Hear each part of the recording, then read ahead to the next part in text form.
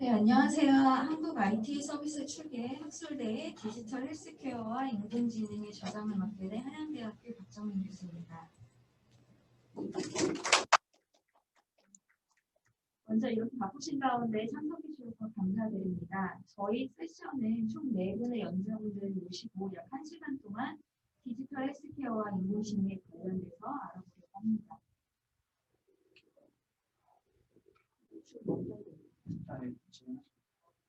네, 원활한 진행을 위해서 발표자를 제외한 참석자분들께서는 마이크를 꺼주시면 감사드리겠습니다. 그리고 질문사항이 있으실 경우에는 채팅창에 남겨주시거나 연주자분들의 발표가 끝난 뒤 Q&A 세션이 있을 예정이니 그때 질의해 주시면 감사드리겠습니다.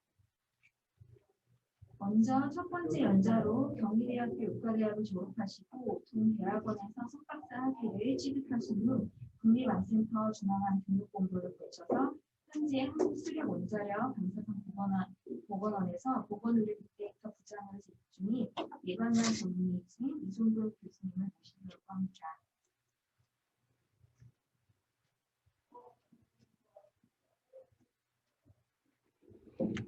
네, 안녕하십니까. 저는 방사선 보건원, 한국수력원자력 방사선 보건원의 이종근입니다. 먼저 불러주신 한현욱 교수님께 감사드리고요.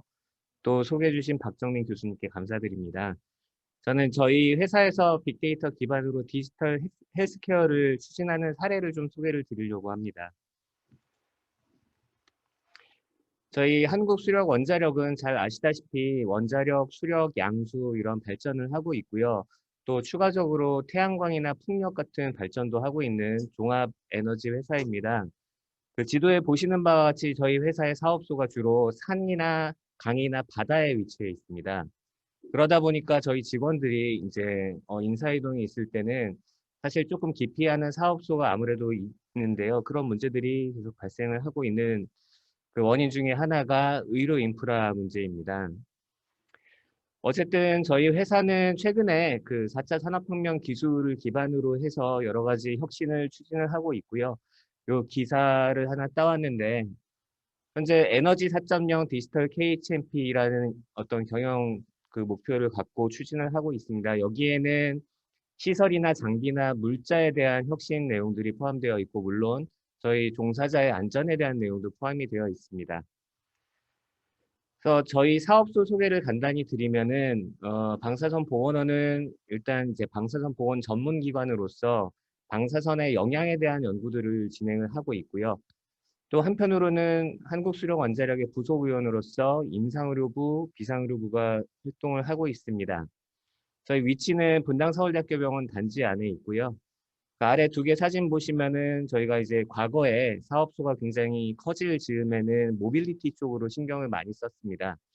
그래서 전체 종사자에 대한 건강 검진을 위한 버스라든지 아니면은 비상시에 현장에 내려가서 방사선 피폭 선량을 측정할 수 있는 MDL이라는 장비 이런 것들을 현재 보유를 하고 있는데 실제로 이 모빌리티라는 것이 현장까지 다다르는데 굉장히 여러 가지 애로점이 있습니다. 최근에 보건의료 빅데이터부가 올 4월에 신설이 됐고요.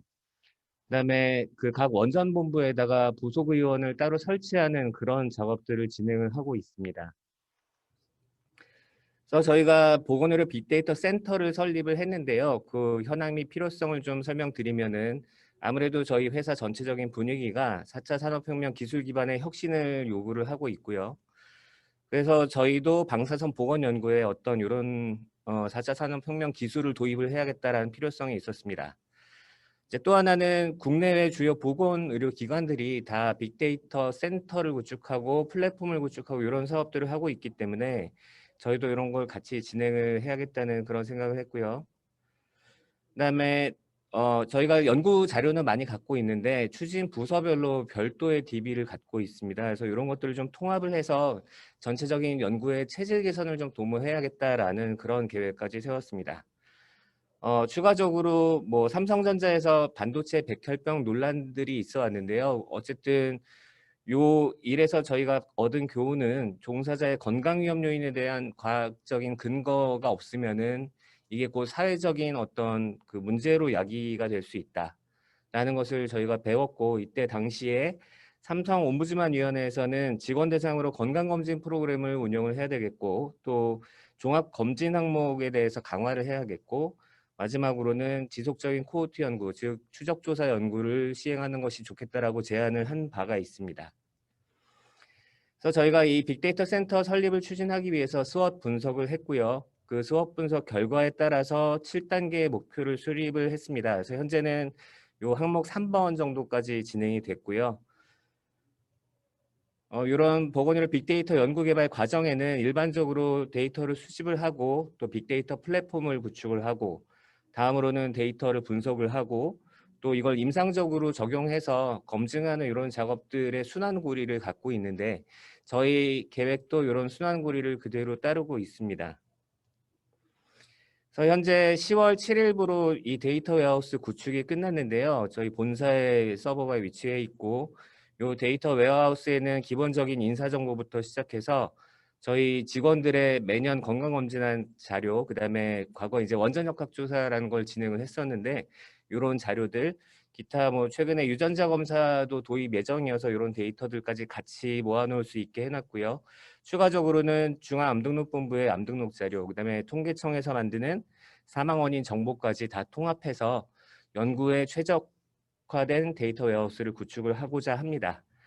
그래서 향후에는 주로 이제 보건복지부에서 주관하시는 그 보건의료 공공기관의 CDM 플랫폼과 연계를 할 수 있고 또 산업통상자원부에서 주관하시는 대형병원 그 위주의 CDM 기반 분산형 바이오 데이터 플랫폼까지 같이 연계할 수 있는 가능성을 좀 열어놨고요. 저희가 중장기 개발 목표로는 IoT 헬스케어를 활용을 해서 앞으로 저희 종사자들의 건강 위험 요인을 낮출 수 있는 기술을 개발하는 것을 목표로 하고 있습니다. 그래서 저희 R&D 추진 전략은 나름대로 이제 파파라고 이름을 지어놨는데요. 먼저 이 데이터 웨어하우스 구축하면서 플랫폼을 개발을 하고 다음 단계로는 CDM 기반으로 저희가 보건의료 빅데이터 플랫폼, 요거는 이제 연구용 활용 플랫폼입니다. 이런 것들을 고도화하고 활용 실증하는 단계. 이후에는 디지털 헬스케어를 기반으로 해서 종사자들의 건강 위험 요인을 평가하는 기술을 개발하는 단계.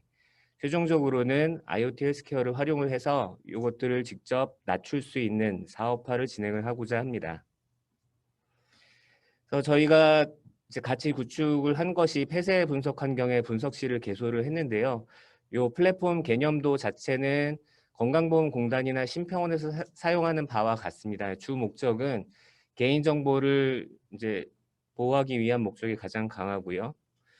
이 안에는 어니스트 브로커, 즉 자료 중개인이라고 해서 연구에 직접 참여하지 않으면서 가명 처리를 담당을 하는 담당자를 두는 등의 여러 가지 정보보호 장치도 같이 마련을 했습니다.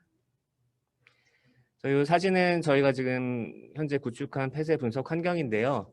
저희 사업소가 내년에 이제 다시 이전을 할 예정이어서 일단은 있는 리소스 갖고 이렇게 센터를 구축을 했습니다.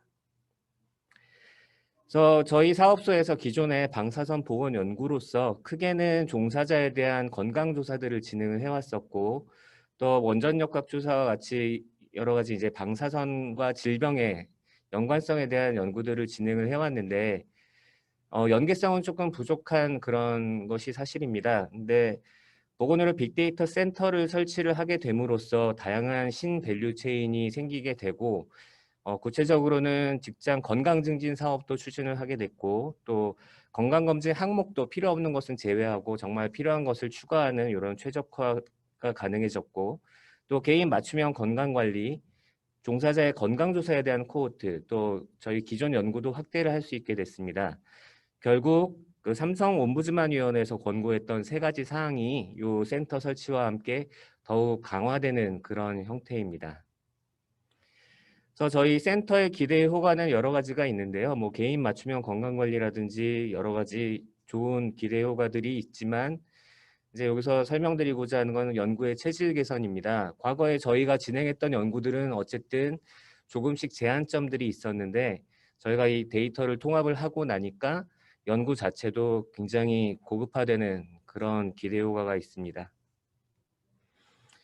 그래서 저희가 왜 이렇게까지 그 어떤 혁신을 추구를 하게 됐는지에 대한 말씀을 좀 드리고자 하면은 이거는 이제 최윤섭 박사님이 쓰신 책이죠. 디지털 헬스케어. 요 책에서 저희가 많이 도움을 받고 있는데요. 거기 그림을 좀 인용을 해서 보면은 헬스케어 영역 자체가 잘 아시다시피 의료 영역과 비의료 영역이 있지 않습니까? 그래서 저희 사업소에서는 이 전체 헬스케어 영역을 담당을 하고 있었는데 최근에 디지털 헬스케어라는 영역이 계속 이머징 하다 보니까 저희가 상대적으로 이 안에서 소화할 수 있는 영역이 자꾸 좁아지는 그런 상황입니다. 그래서 결국은 저희도 디지털 헬스케어 분야에 직접 뛰어들어야 하고 그러다 보니 앞으로는 사전 예방 중심으로 사업을 진행을 해야겠다라는 그런 어떤 목적과 배경이 있었습니다. 그래서 현재는 저희 사업소의 경영 가치 체계도 바뀌었는데요. 중기 목표가 디지털 헬스케어 실현을 통한 프리벤티브 메디신, 즉 예방의학의 달성이 저희 중기 목표가 됐고 이와 함께 저희가 전 직원 건강을 디지털 헬스케어를 통해서 관리하겠다라는 야심찬 목표를 세우고 있습니다. 그러던 중에 이제 7월 달부터 갑자기 계획에 없던 디지털 헬스케어 플랫폼을 또 도입을 하게 됐는데요. 이 추진 배경을 보면은 저희가 이제 각 원전본부별로 부속의원을 설립을 하다 보니 연동형의 EMR, 즉 전자의무기록 시스템을 도입을 급하게 하게 됐고요. 또 현재 한 36개 병원에서 저희 직원들의 건강검진을 해서 데이터를 주고 계신데 이런 것들도 직접 입력할 수 있는 어떤 인터페이스가 좀 필요하다라는 그런 필요성이 제기가 됐고요. 이제 가장 큰 거는 저희 이제 입지 여건에 따라서 이렇게 사업소가 그 바다로 산으로 강으로 있다 보니까 이런 것들을 커버할 수 있는 대안이 디지털 헬스케어다라는 결론에 다다르게 된 것입니다. 그래서 이런 것들을 추진을 해왔고요. 그래서 단계별로는 일단 저희가 12월 달에 이 공고 계약이 진행이 돼서 민간 클라우드 기반의 그 클라우드 HIS죠. 그래서 부속위원회 EMR을 도입을 하고 그 다음 단계로는 각 협약병원에서 검진 결과를 바로 입력할 수 있는 인터페이스를 구축하고 이제 이렇게 시작을 하다 보니 최종적으로는 우리 종사자의 개인 그 스마트폰이라든지 이런 곳에서 개인의 건강 관련 기록들을 이제 모을 수 있는 이런 스마트 헬스케어 앱이나 플랫폼을 구축하는 것까지 같이 계획에 포함이 됐습니다. 그래서 전체적인 디지털 헬스케어 플랫폼 개념도를 보시면 저희가 이제 플랫폼이라고 이름 지은 이유는 사실은 저희 그 사내방 안에 저희 건강검진 결과를 모아놓는 DB가 있는데요. 이쪽에다가 자료를 보내기 위한 중간 기착지죠. 그래서 여기에 말씀드린 것처럼 EMR이나 그다음에 협약병원의 검진 결과 또 저희가 자체로 스마트폰 내지는 저희 회사 곳곳에 뭐 혈압이나 혈당이나 이런 여러 가지 건강 관련 검사 결과들을 좀 수집을 할 수 있는 이런 것들을 세팅을 해서 이런 것들을 다 플랫폼을 통해서 수집하고 분석해서 이제 그 건강 위험 요인을 저감하는 사업화 쪽으로 진행을 하고자 합니다. 결국에는 저희가 모빌리티를 추구하던 것이 이제는 액세서빌리티를 추구를 하게 됐습니다. 언제 어디서나 저희 모든 직원들이 접근할 수 있는 이런 디지털 헬스케어 환경을 만들고자 합니다. 그래서 뭐 사업화 추진 전략으로는 저희 센터를 구축을 하고 나서 여러 가지 계획이 있는데 그중에는 메인은 요 디지털 헬스케어 기반의 그 사업장 산업안전보건 관리 시스템 개발하는 걸 포함해서 여러 가지 사업 계획이 있습니다. 시간이 조금 지나서요. 저희 스마트시티 사업에도 참여를 하고 있는데요. 저희가 개인 맞춤형 건강관리 서비스를 개발을 해서 요 스마트시티 사업에도 적용을 하고자 하고 있습니다. 그래서 세 줄 요약을 드리면은 저희 한국수력원자력이 4차 산업혁명 기반의 기술 혁신을 진행을 하고 있다는 것. 두 번째는 그중에서도 헬스케어 사업은 저희 방사선보건이라는 사업소에서 열심히 추진하고 있다는 것. 또 마지막으로는 그래서 저희한테 많이 관심을 가져주시고요. 또 많은 지원과 협력을 부탁을 드리겠습니다. 이상으로 발표 마치겠습니다. 감사합니다. 이동근 교수님의 말씀 잘 들었습니다.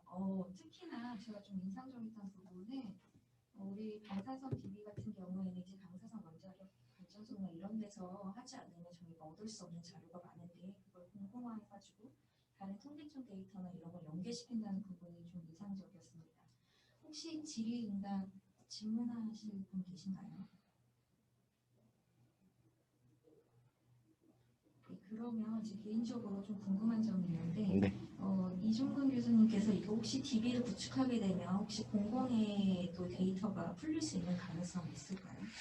현재는 아직은 공공데이터 개방까지는 검토하고 있지 않은데 그 이유는 저희 사업 영역 자체가 이제 국가 보안 시설로 지정이 된 시설 안에서 이제 여러 가지 사업을 하고 있기 때문에 현재는 검토 단계는 아닙니다만 여러 가지 환경 자체가 이제 공공데이터 개방 쪽으로 가고 있기 때문에 저희 최근에 발표된 개인정보 가이드라인에 따라서 뭐 가명 처리나 이런 것들이 조금 더 명확화가 되면 가능성은 충분히 있다고 생각은 합니다. 네, 감사합니다. 네, 고생하셨습니다. 그러면 이 다음으로 저희 지능형 진단 시스템에서 인공지능을 이기원 대표님께서 말씀해 주실 예정입니다.